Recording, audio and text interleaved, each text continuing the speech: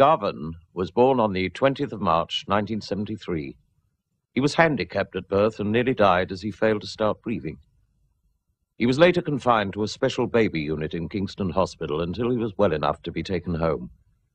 But his health did not improve, and he was later admitted to the Children's Hospital at Great Ormond Street, and there it was diagnosed that he had a very rare and fatal bone marrow disease known as Fanconi's anemia.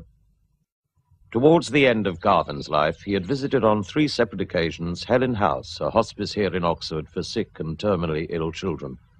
On his last visit, he had recorded a television interview with Mother Frances Dominica, the founder of Helen House, in which he talked openly about his illness, fully aware that he was going to die.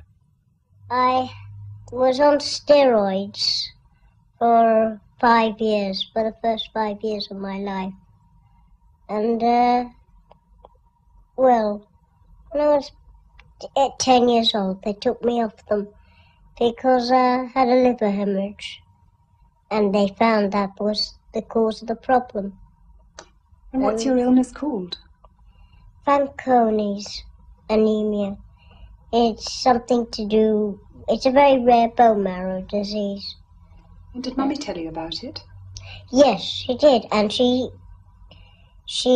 helped me to get used to my problems and helped me, gave me confidence and when I was down, and I just went on from there.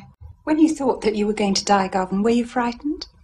At first I was very frightened, yes, I must admit. It was a very frightening thing. How do you feel about it now? Much better. I feel sort of almost as if I want to go there, because I believe that there's a life after death. What do you believe that life is like? I believe that life to be joyful, happy, no pain, complete suffering over and done with, just complete joy and happiness. And I believe in a Christ, a loving Jesus. And this loving Jesus, who I love and who I think to be a very special person to me, he's a special friend to me. And he's always got his arms outstretched. I always believe he has his arms outstretched to me whenever I'm in trouble. Garvan, is making your communion important to you? Yes, and it was a very joyful experience, my first Holy Communion. And meeting Christ in Holy Communion, I found was a great joy and very sort of mysterious, very peaceful, and it was the only time I could seem to talk to him about my deepest problems, and have a really good talk to him about it and what I felt, and ask him for his help. And he always answered me back. But my way of praying is just praying with an open heart to him, so that I get the open answer back. Yes, it was a very important time, and my very first time was extremely the most happiest day of my life, I think. That very first day I took it, and his coming to me was very special. So there's a lot to thank God for? Yes, I thank God an awful lot for this gift he's given me.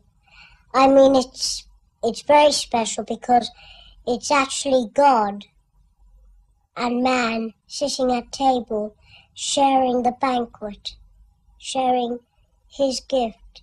His gift, his most precious gift, his Son, in the Holy Eucharist.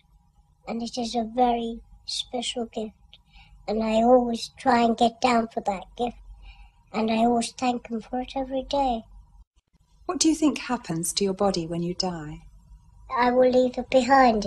This is only a reflection. This is only something, a sort of tag to say, this is Garvan.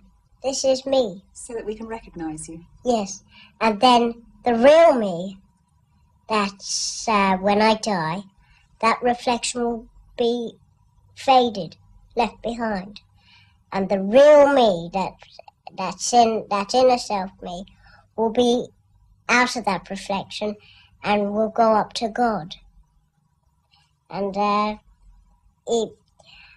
always believe that it's just like heaven, explaining that as God says to you, shut your eyes, and you just go to sleep. And then the next minute you open your eyes and you'll find you're in a lovely place, just so beautiful that you want to stay there and be with Jesus forever. And all my friends, most of my friends who I knew down on this earth, that I believe have gone to God. And I hope that when my time will come, I shall see them and go up and say hello to whoever I lost. Like I never saw my Grandma Doherty. And I hope to see her in heaven, and my grandpa, and some of my aunties, and my Uncle Christy, who I used to know down here very well. And I'll meet all those people back up there. And how do you think it will be with the people you leave behind? Will you feel very far away from them, yes, and separate from them, or not? I will.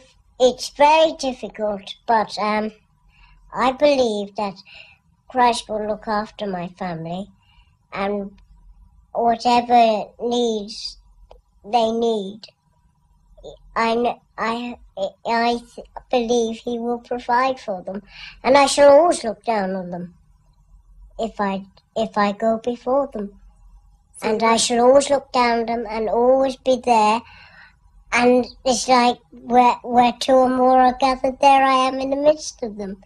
And I will be there in the midst of my family. They might not see me, but I'll be there watching them, looking after them all the time.